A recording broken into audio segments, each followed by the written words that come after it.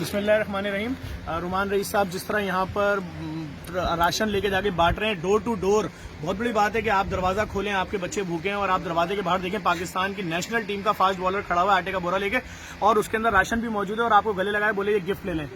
तो ये एक तो मिसाल है सबसे पहले तमाम जितने भी शोबिस की शख्सियात हैं, क्रिकेटर हैं, हीरोज हैं, जो लोग भी हैं कि अगर किसी शख्स को खुदा ने इतनी इज्जत दी है वो अपने कंधे पे रख के बोले। मैं 2 दिन हमारे साथ इन्होंने काम किया, मैं इसलिए इनका इतना शुक्रिया अदा कर रहा हूँ। और अभी एक बहुत अच्छी बात की है जो मेरे दिल को भी लगी है। रोमान में क्या करने जा रहे हैं मजीद?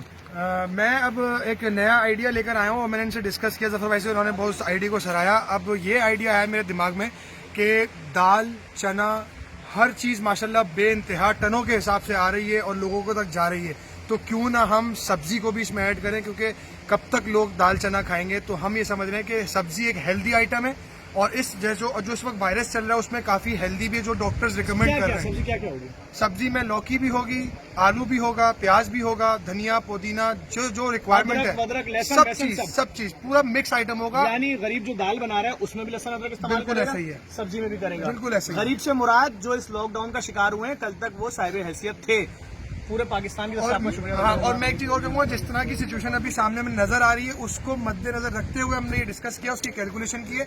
तो हमने सोचा कि ये चीज ज्यादा दिनों तक लोगों के घरों में चल सकती है, ज्यादा दिन तक लोग खा सकते हैं।